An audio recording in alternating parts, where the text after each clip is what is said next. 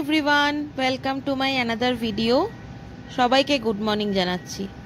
সকালবেলা ঘুম থেকে উঠেই সোজা আমার একটাই কাজ, প্রথমে বারান্দায় এসে দাঁড়ানো, কারণ এই সময়টা আমি মিস করতে চাই না। আর এই সময়টা যদি একবার মিস হয়ে যায় না, সারাদিনের জন্য মনে হয় যেন সকালবেলা কিছু একটা করিনি। তো বারান্দায় এসে না দাঁড়ালে আমার মনটা একদম যেন ভালোই লাগে না।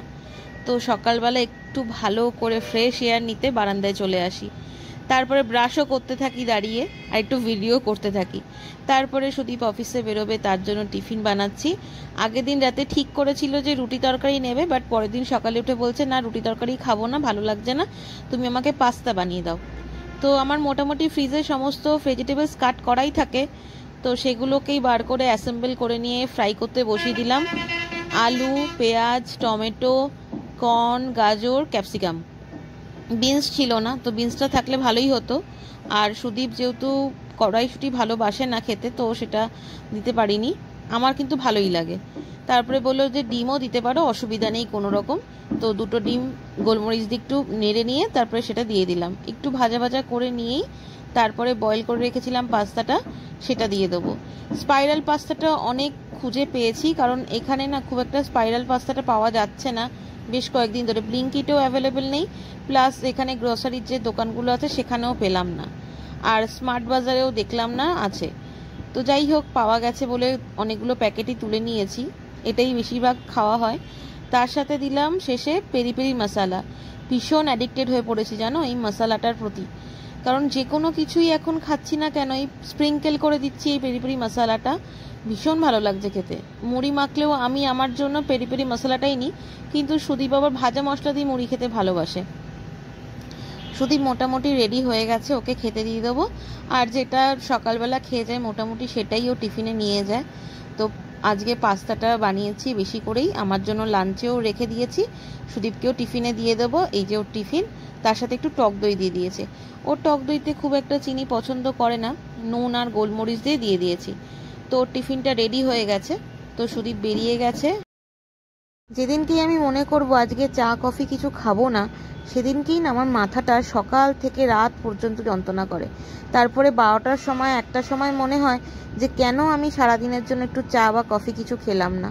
আসলে মাঝে মধ্যেই আমি কফি বা চাটা খাওয়াটা স্কিপ করছি এখন, এতটা খাওয়াটাও ভালো না। তো যাই হোক, আজকে সেরকমই একটা দিন, কিছু না খেলেই না নয়, কারণ ভীষণ মাথাটা যন্ত্রণা করছিল আগের দিন রাতে। তো নিজের জন্য 1 কাপ কফি আর 3টে বিস্কিট নিয়ে বসে গেলাম, একটু ফোন ঘাঁটবো, তারপরে স্নানে চলে যাব। কারণ স্নানটা সকাল সকাল না হলে ভীষণ অসুবিধা হয়ে যায়।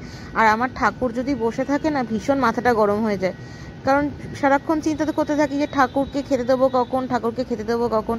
তো সেই জন্য ঠাকুরটাও দেওয়া হয়ে গেছে। ব্লিঙ্কিটে যেন একটা ফ্লাওয়ারে মিক্সচার পাওয়া যায়, মানে অনেক রকম ফুল দিয়ে মিশিয়ে দেয়, এতটা বাজে দেয় না, ভীষণ ড্যামেজ প্রোডাক্ট থাকে ওখানে। তো খুবই দাম নেয়, কিন্তু সেরকমভাবে ফুল থাকে না। তো যাই হোক, সন্ধেবেলায় সন্ধে দেওয়া হয়ে গেছে আমার, বারান্দায় এসে একটু দাঁড়ালাম। বেশ কয়েকদিন হলো, প্রায় 3-4 দিন হলো আমার ডান দিকে আর বাঁ দিকে দুদিকেই পুরো ব্যথা করছে দাঁতে, মানে মাড়ি থেকে না দাঁত উঠে রয়েছে। এরকম প্রত্যেক বাড়ি হয়, প্রত্যেক বছর হয়, বেশি ঠান্ডা পড়লে বা শীতকালে ধরো, মানে এখনও কোনার দিকে না দাঁত উঠছে আর কি, এরকম দাঁত গজাচ্ছে। আর আমি এই সময় খুব একটা পেন কিলার পছন্দ করি না খাওয়া। তো নুন গরম জলে কুলকুচি করছি, তাতে একটু কমছে, তারপরেক্ষণেই আবার বাড়ছে। আর আমি সেন্সোডানটা দিয়েই আর কি, আমাকে সাজেস্ট করেছিল ডাক্তার, তো ওটা দিয়েই ব্রাশ করি, তাতে একটু রিলিফ হয়, বাট যেই কে সেই। তো আমাকে রিলিফ দেওয়ার জন্য সুদীপ বললো আজকে ডিনার বানাতে হবে না, টিফিনও কিছু বানিও না। তো আর্লি ডিনারই আমরা করে নিয়েছি। অনেক দিন পরে ডমিনোস থেকে পিৎজা আনানো হয়েছে, তো দুটো পিৎজা আর তার সাথে একটা চিকেন পার্সেল। চিকেন পার্সেলটা আমার খুব একটা ভালো লাগেনি, কারণ ওখানে দেখলাম চিকেন পার্সেলে চিকেনের বদলে চিকেন সসেজ দিয়েছে, তো যেটা আমার খুব একটা ভালো লাগলো না।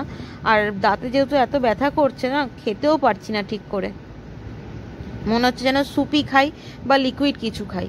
তো একটা পিৎজা পুরো রয়েই গেল, একটা পিৎজা থেকেই দুজনের হয়ে গেছে, আর তো চিকেন পার্সেল ছিলই। তো এই ছিল রাতের ডিনার। মোটামুটি আমাদের 9:45-র মধ্যে ডিনার কমপ্লিট। সুদীপ শুয়ে পড়েছে তাড়াতাড়ি, কারণ ওকে পরের দিন সকালে বা তাড়াতাড়ি অফিসে বেরোতে হবে। আমি একটু বারান্দায় এসে দাঁড়ালাম, ভীষণ ভালো ঠান্ডা হাওয়া দিচ্ছে। আমি যে এখন ভয়েসটা রেকর্ড করছি মোটামুটি বলতে পারো দাঁতে দাঁত চেপে মুখটা বন্ধ করে যেটুকু সম্ভব সেইভাবে ভিডিওটা রেকর্ড করছি, মানে এতটাই দাঁতে পেন হচ্ছে আমার। দেখা যাক কি হয়, বেশ কয়েকদিন আরও দেখি। তোমাদের ভিডিওটা ভালো লাগলে অবশ্যই একটা লাইক করে দিও, কমেন্ট করে দিও ভিডিওটা কেমন লাগছে। নতুন বন্ধুরা চ্যানেলটাকে সাবস্ক্রাইব করে দিও। ওকে, বাই, থ্যাঙ্কস ফর ওয়াচিং।